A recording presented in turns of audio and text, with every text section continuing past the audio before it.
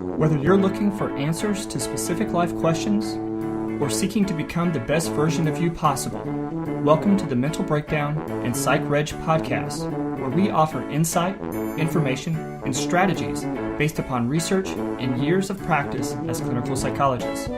So sit back, have a listen, and get connected with our hosts, Dr. Berney Wilkinson and Dr. Richard Marshall. Welcome back. Richard, today we're going to talk about an article entitled 7 Steps for Making a New Year's Resolution and Keeping It. Keeping it, that's right, because that's the operative word here. Is how do we keep them? Right, and this is from lifehack.org, written by Annabelle Candy. Right. So far, the names this week have been We're 2 for 2. Super easy. Right? Yeah. Okay. You know what, though, I do have that, like, in the back of my head that that it would be pronounced in some fancy way, and we're still wrong, yeah. even though it's just, like, instead of Smith, it would be Smythe, and I was like, I missed it somehow. Right. But I don't think you could do that with this one. I think we're okay. Yeah. Okay. So, I don't know where that came from. So, 7 steps for making a New Year's resolution and keeping it. These are some great strategies, great ideas. Now, it's a little bit older of an article. It is, right. And I worried a little bit about, is it too old? But no, I think it's relevant. I think these things continue to be relevant today. They're consistent with things that we've talked about before.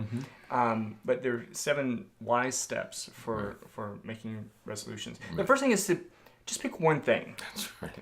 Right. You know, this is, I don't think that we've talked about this one before. We've talked about being specific and those kinds of things.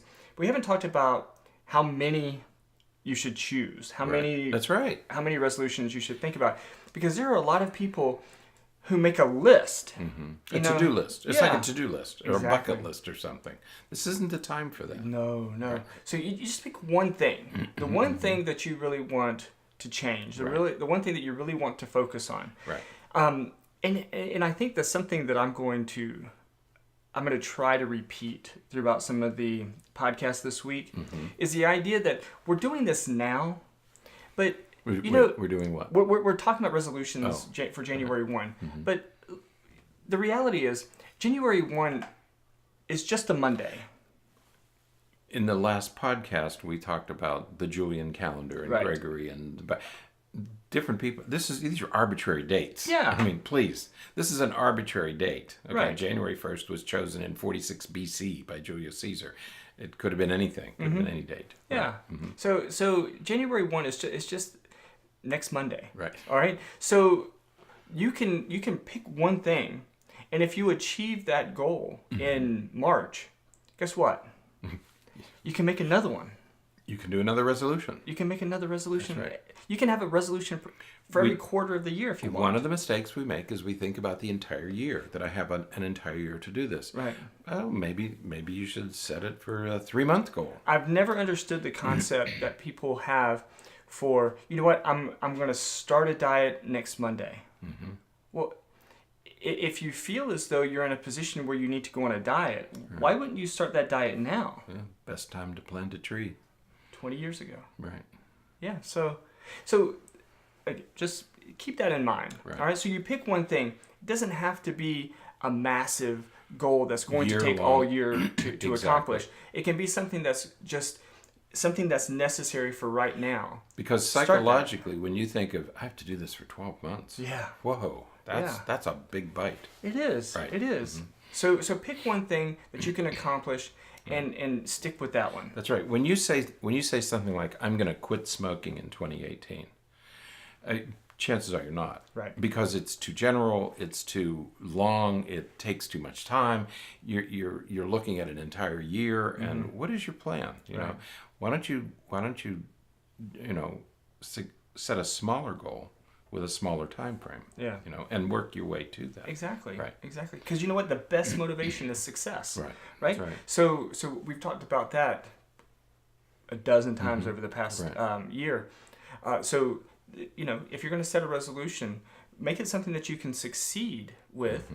And then that's going to propel you to make the next resolution. And this is in March. Right. And this is why organizations like Alcoholics Anonymous, one day at a time. Let's just, don't drink today. Right. That's all. Just don't drink today. Yeah. Number 2, step 2, plan ahead. Please plan ahead. Yes. It's one of the huge mistakes that we make. Yeah. We don't do sufficient planning. Right. Yeah. For some reason, we say, okay, this is what I want to do. Now, I don't have any idea. How I'm going to get there. Well, we just hinted at one of my resolutions that I want to start running again in 2018. Go to the library. Figure out what's the best way to do that. Is it interval training? Should I run for 1 minute and walk for 5 minutes? Got to have a plan. Right. I can't just go out and start running. I'm going to have you on an interval plan. I've already got the app. We're set. We're ready. But you did the research. Yeah. Right. And that's what people have to do. Go figure out, if you want to quit smoking, go figure out how to do that. Should you use a nicotine patch? Should you take Chantix? How should you approach this thing? You have to have a plan. You just can't say, I'm going to quit smoking. You've got to have a plan. What are you going to do? What are your steps? What are your goals? What is your timetable? Yeah. Number 3 is to anticipate problems. Right. And anticipating problems is going to come naturally when you're planning. You're going to see, this is going to be a time when it's going to be difficult for me to stick with my diet. That's right. So because of that, I'm going to plan and prepare because of that anticipation. Right. I know that I want to quit smoking and something is coming up that I know is going to be stressful. Put that into your plan. Absolutely. So anticipating problems is going to help you be prepared to cope with those problems. Number 4, pick a start date. Yeah, get started. It doesn't have to be January 1st. I'm so glad you and I talked about doing some additional exercising and things, and I'm glad we started when we did. Yeah. Because now we have more than a month behind us. Yeah. Right. We're already well into it. Yeah. Yeah. So we're just go do it. Why wait until you're right about the diet? Yeah. If you want to start eating differently, start today. Yeah. There's no reason to wait. Just start today. Absolutely. Number 5, go for it. Right.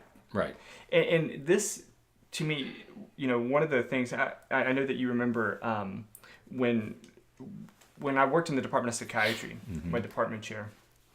One of the things he was, I don't know if he was just a huge fan of Nike or what, or if he just liked the statement. But remember, at the end of his emails, he would always say, "Just do it." Oh, I didn't know that. Yeah. Maybe it was just to me because he was like, "Just do it." Just do it, Berney. Like, push me. Just go do it. But he was right. You just have to do it. And that's the way he was. He was in his 80s when he was revising a book.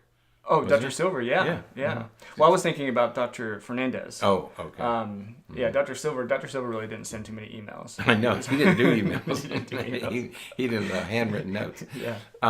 But when this phrase, go for it, what they're saying is make a commitment. Yeah. Okay. And one of the things they advise are make a commitment card. Put it on your nightstand, put it on your mirror, put it in your car. Keep reminding yourself of the commitment that you've made to accomplish this. Absolutely. Number 6, accept failure. Right. It's going to be tough sometimes. Right. And you might have to start again. Yeah. I mean, you start and you fail. Right. Well, start again and fail and start again. Right. You have to stay with it. You mentioned just a moment ago about the walking that we're doing, and we've got a little bit over a month behind us now. Right. We've been into this. We're working on changing habits and stuff. I know. When I look back at it, I said, "Whoa, that was like near Thanksgiving." Right. Yeah. Right. And so if we, and full disclosure, right? We missed Friday, this past Friday, because we had some other obligations. Yeah. We had some other things going on and we just couldn't. It's funny to say that we couldn't carve out an hour at 4:00 in the morning to go for a walk, but we had a lot going on that day. That's right. I had to prepare for a big an obligation that I had, and there just wasn't any time left. And you mentioned that, and I said, "But I'll walk on Saturday." That's right. Did I walk today? No. But once you get out of the habit, right? And it's going and it's going to be challenging. Because when it would be our next scheduled time to walk. Saturday, Monday morning, which was, well, if you're listening to this podcast, it would have been yesterday. So It was Christmas morning. Did we make it? No. Back to the Future. But those are the sorts of things that you run into. I thought, well, I'll get up and I'll go Saturday morning, right? No, and sometime today I've got to get out there. So we're recording this podcast on Saturday the 23rd. Right. Right? So I might just come knock on your door tomorrow morning on Christmas morning. Well, we could, because everybody in our house stays in bed. Yeah, because our kids are older. Yeah, they don't get up anymore. Yeah, we could do it Christmas morning. Oh, what will happen? There won't be anybody out there, that's for sure. We don't have to worry about that. But okay. We might bump into the jolly old elf. That's right. He'll be out. That's right. But we have to accept the fact that we're going to fall short sometimes. Yeah. But even when you fall short, even though we didn't walk on yesterday on Friday, and even if we don't walk on Christmas morning, when we go to walk on Wednesday, what would be our next scheduled time, it's not like we're starting all over at the beginning again. We have a month and a half behind us. That's right. And so we're just going to pick up where we left off. So even if you start your resolution and you fail, you have a rough week, you're on a new diet plan and something happened and you fell off the wagon of sorts. That's right. You know what? If you get back on the wagon, you've still traveled all that distance. Right. From where you started. So you're still much farther ahead. Yeah, so just get right back to it. There's no reason to, get locked into this idea that it's over now. I failed, so now I might as well just stop. Start again. Just get up and get back start up again. And get going. Right. Yeah, absolutely. Right. Number 7 is to plan rewards. Right.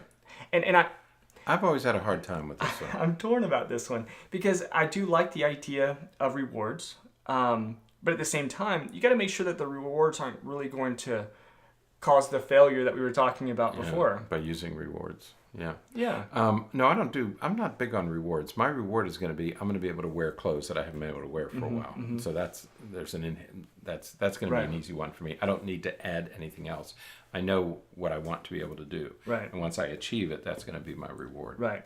Yeah. So make your reward, if you're going to use rewards, make your rewards something that's meaningful to your goal. Right. So if your goal is to lose weight, then a reward would be, fitting into clothes that you didn't fit into before, or being able to go shopping and get new clothes, or if you're, but don't have the goal where if every time I go to the gym, if I can get myself there, then I'll stop and get a milkshake on the way home. Right. That always blows my mind. Then I can start eating the way I used to eat. Yeah. No, that's dialing it back. It is, right. And then we get upset because we didn't lose the weight that we thought we were going to lose, and then we gain it all, and then we get tired. And it doesn't make sense. No, keep going, keep moving. So plan. If you're going to plan rewards, make sure that they're meaningful and are consistent with your plan. Right. They're not going to be things that sabotage you. Right.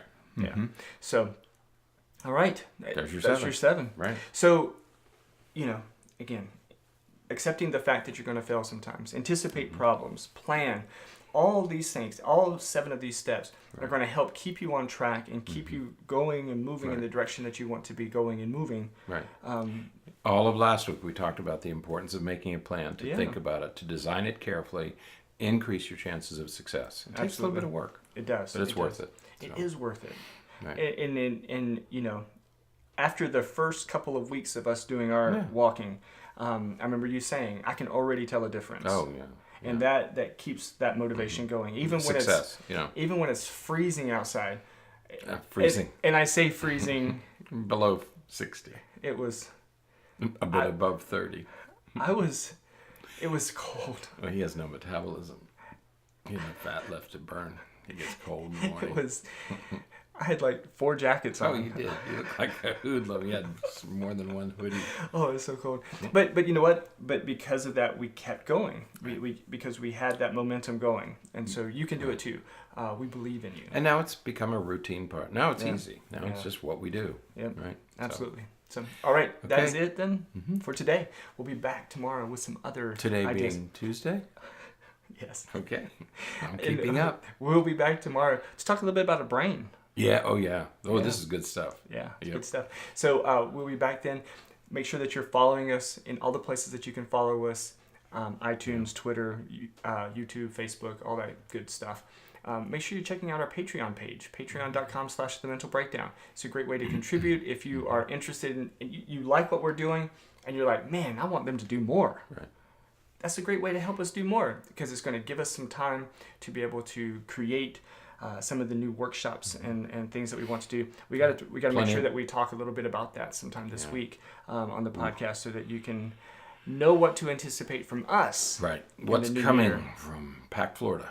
Yes. Okay. So, all right, that's it. That's it for today. We'll be back. Until next time, stay happy, stay healthy, and forget to be afraid.